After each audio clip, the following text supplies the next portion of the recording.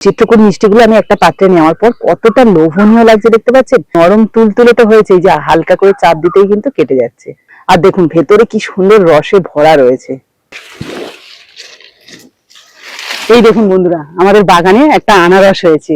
এখানে কয়েকটা গাছ আছে কিন্তু এইসব গাছগুলোর আনারস হয়নি, একটা হয়েছে। এই দেখুন একদম ছোট্ট সাইজে, বেশ সুন্দর লাগছে কিন্তু। আর দেখবেন নিজেদের বাগানের যে কোনো সবজি ফল সেগুলো কিন্তু স্বাদটাই আলাদা, নিজেদের বাড়ির যেহেতু। তো যাই হোক, এই আনারসটা আরেকটু বড় হবে তারপরে আমরা খেতে পারবো। তো আজকে একটুখানি বাগানে ঘুরতে এসেছিলাম পুকুর পাড় দিয়ে, তো এই আনারসটা দেখলাম তাই আপনাদের সাথেও শেয়ার করলাম। তো চলুন এখন যাব আমার সাবিত্রী কিচেনে রান্না করতে। আর আজকে কিন্তু আমি একটা মিষ্টি বানাবো, চিত্রকূট মিষ্টি। আর এই মিষ্টিটা দেখতে যেমন সুন্দর হয়, খেতেও দারুণ লাগে কিন্তু। আর আজকের এই চিত্রকূট মিষ্টিটা কোনো রকম ছানা, দুধ, সুজি, আটা ছাড়াই কিন্তু বানাবো। একদম কোনো রকম ঝামেলা থাকবে না, খুব সহজে বানিয়ে নিতে পারবেন সম্পূর্ণ ভিডিওটা দেখলে। আজকে যে মিষ্টিটা বানাবো তার জন্য কিন্তু সবকিছু এই বাটি মেপে দেবো, তাহলে আপনাদেরও বুঝতে সুবিধা হবে। প্রথমে একটা ডো তৈরি করব, তার জন্য একটা গভীর পাত্রের মধ্যে নিয়ে নিচ্ছি এই যে একটা মিডিয়াম বাটির 1 বাটি টক দই, 1 চামচ বেকিং পাউডার, 3 ভাগের 1 ভাগ দিয়ে দিচ্ছি বেকিং সোডা। 1 থেকে 1.5 মিনিট মতো ফেটিয়ে নিলাম। একটা দেখুন ছিদ্র ছিদ্র ভাব চলে আসছে, মানে একটুখানি বাবলস মতো তৈরি হচ্ছে, যেহেতু এর মধ্যে বেকিং পাউডার আর বেকিং সোডা রয়েছে। এবার আমি এর মধ্যে দিয়ে দিচ্ছি 2 বাটি ময়দা, ওই একই বাটি মাপেই কিন্তু দিচ্ছি। আর হাতের মধ্যে নিয়ে নিলাম অল্প একটু ঘি, মানে এই ঘিটা যদি চামচ দিয়ে মাপেন তাহলে কিন্তু 1/2 চামচ মতো ঘি হবে। তো এটাও মিশিয়ে নেব। আর হ্যাঁ, আর একটা জিনিস দেবো, মিষ্টির স্বাদটা যাতে সুন্দর আসে তার জন্য দিয়ে দেবো 1 চিমটি মতো নুন। এবার সমস্ত কিছু ভালো করে মিশিয়ে নেব। আর এটা কিন্তু শক্ত করে মাখলে হবে না, একটু নরম করেই মাখবো। এই দেখুন, আর এর মধ্যে কিন্তু আলাদা করে কোনো জলও দেব না। দেখুন এই ময়দাটা তো আগেই বলেছি যে একটু নরম করে মাখতে হবে, আর নরম করে মাখতে গেলে কিন্তু হাতে জড়িয়ে যায়। আর হাতে জড়িয়ে গেলে আপনারা একটুখানি সাদা তেল হাতে লাগিয়ে নেবেন, তাহলে কিন্তু এইভাবে দেখবেন ছেড়ে যাবে। মানে আমার হাতে দেখুন একটুও লেগেনি, আর খুব সুন্দর নরম হয়েছে। এরকম নরম করেই মাখতে হবে কিন্তু।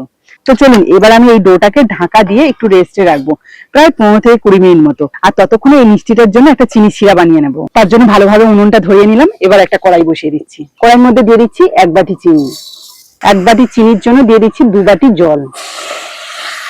মিষ্টির স্বাদটা যাতে সুন্দর আসে তার জন্য দিয়ে দিচ্ছি একটা ফাটিয়ে রাখা এলাচ। জাস্ট চিনিটাকে গলিয়ে নিয়ে একটুখানি ফুটিয়ে নেওয়া, আর কিছুই নয়। তবে এখন কিন্তু কড়াইটাকে নিচে নামাবো না, এইভাবে গরম উনুনের উপরেই বসিয়ে রাখবো। এদিকে দেখুন যে ডোটাকে আমি রেস্টে রেখেছিলাম সেটা প্রায় 20 থেকে 25 মিনিট মতো হয়ে গেছে, আর অনেকটাই কিন্তু ফুলে উঠেছে, যেহেতু এর মধ্যে বেকিং পাউডার আর বেকিং সোডা দেওয়া রয়েছে। তো চলুন এবার আমি চিত্রকূট মিষ্টির শেপটা দিয়ে নিই। তার জন্য আমি এই যে একটা চাটুর উপর নিয়ে নিলাম, আর একবার ভালো করে হাত দিয়ে মাখিয়ে নিচ্ছি। আমি কিন্তু এটাকে মেখে এইভাবে হাত দিয়ে একটু লম্বা করে নিচ্ছি, উপর থেকে হালকা করে এইভাবে বেলে নেব। এটা কিন্তু পাতলা হবে না, একটু মোটা হবে। থিকনেসটা আপনারা দেখেই বুঝতে পারছেন আমি কেমন রেখেছি, এইভাবেই কিন্তু বেলে নিতে হবে। এবার আমি এটাকে মাঝ বরাবর কেটে নিচ্ছি।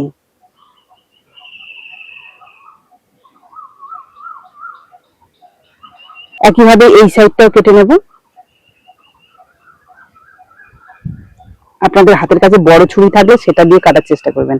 আমার কাছে নিয়ে আসা হয়নি, তাই ছোট দিয়ে কাটতে গিয়ে দেখুন অসুবিধা হচ্ছে একটু।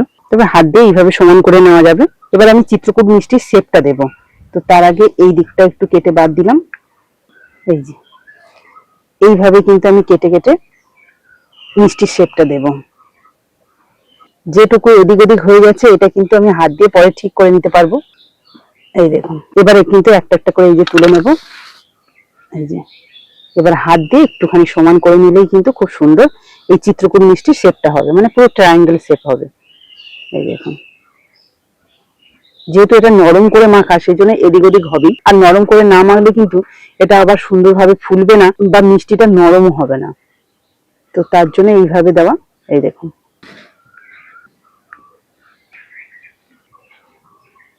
তো বন্ধুরা দেখুন সবগুলো কিন্তু শেপ দিয়ে নিয়েছি খুব সুন্দর করে। এবার চলুন এক এক করে ভেজে নিই। এই যে গরম উনুনের উপর মিষ্টি শিরাটা রাখাতে কিন্তু গরমই আছে পুরোপুরি, একদমই কিন্তু জ্বালানি দেওয়া হয়নি যে এখানে রসটা কমে যাবে। মিষ্টিগুলো ভাজার জন্য উনুনে কড়াই বসিয়ে উনুনটা জ্বালিয়ে নিয়েছি। এবার দিয়ে দিচ্ছি সাদা তেল। তেলটাকে কিন্তু একটুখানি গরম করে আবার একটু ঠান্ডাও করে নিয়েছি, আর আঁচটাই কিন্তু খুব একটা বেশি রাখিনি, মিডিয়াম টু লো রয়েছে। এবারে কিন্তু মিষ্টিগুলোকে আমি এক এক করে দিয়ে দেবো। তেলের টেম্পারেচারটা দেখে নিশ্চয়ই বুঝতে পারছেন। এগুলোকে কোনোভাবে হাই ফ্লেমে ভাজা যাবে না, তাহলে কিন্তু ভেতরটা একদমই কাঁচা থেকে যাবে, মিষ্টিটা কিন্তু ভালো হবে না বা মিষ্টি শিরাটাও ভালোভাবে যাবে না। তাই একদম লো টু মিডিয়াম আছে কিন্তু এগুলোকে ভাজতে হবে। মিষ্টিগুলো দেখুন আস্তে আস্তে কি সুন্দর ফুলে উঠছে। এদিকে কিন্তু আমি প্রায় সবগুলোই একসাথে দেওয়ার চেষ্টা করছি, কারণ তেলটা বেশি রয়েছে আর জায়গাটাও বেশ অনেকটা, তাই কিন্তু একসাথে অনেকগুলো ভাজা যাবে। 1 থেকে 1.5 মিনিট মতো রেখেছিলাম, হালকা একটা কালার আসছে আর সবগুলোকে উল্টে দেওয়ার চেষ্টা করছি এবার।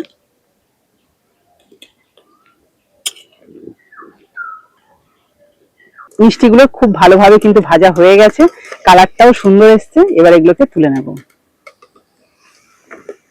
এবার এই গরম গরম মিষ্টিগুলো চিনি শিরাটা যে আমি একটু উষ্ণ গরম রেখেছি তার মধ্যেই দিয়ে দেব।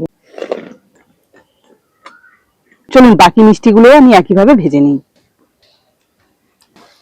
দেখুন বেশ সুন্দর করে ভেজে নিয়েছি, প্রত্যেকটাও কিন্তু ফুলে উঠেছে।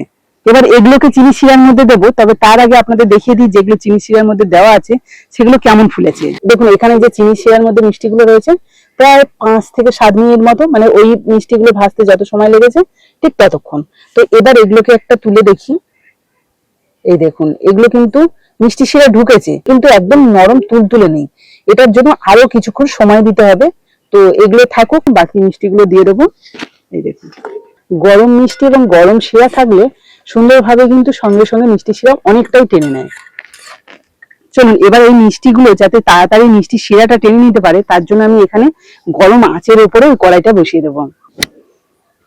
নিবু আছে আমি কড়াই বসিয়ে রেখেছিলাম, মানে হালকা একটু গরম হয়েছে, তবে উপর থেকে একটু ঢাকনা দিয়েও রেখেছিলাম প্রায় 20 মিনিট মতো, মানে মোটামুটি কিন্তু এই মিষ্টিগুলো 40 মিনিট মতো আমি এইভাবে রেখেছিলাম।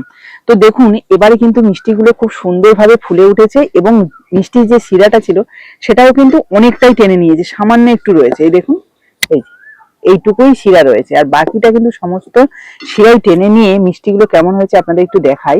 এই দেখুন একদম নরম তুলতুলে, এই দেখুন দেখতে পাচ্ছেন।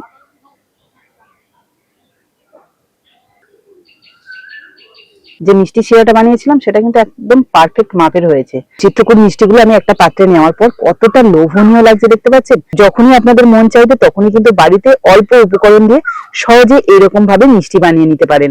আমি এবার একটা কেটে দেখাই আপনাদের কতটা নরম হয়েছে এই মিষ্টিগুলো। এই দেখুন নরম তুলতুলে তো হয়েছে, যে হালকা করে চাপ দিতেই কিন্তু কেটে যাচ্ছে। আর দেখুন ভেতরে কি সুন্দর রসে ভরা রয়েছে। আর এই মিষ্টিটা দেখতে পেলেন কত সহজে আর কত কম সময়ের মধ্যে বানানো হয়ে গেল। আর এই মিষ্টিটা কোনো রকম ছানা, দুধ, আটা, সুজি ছাড়াই কিন্তু বানিয়ে নিলাম একদম সহজ পদ্ধতিতে। এবার আপনাদের একটু খেয়ে বলি এর স্বাদটা কেমন হয়েছে।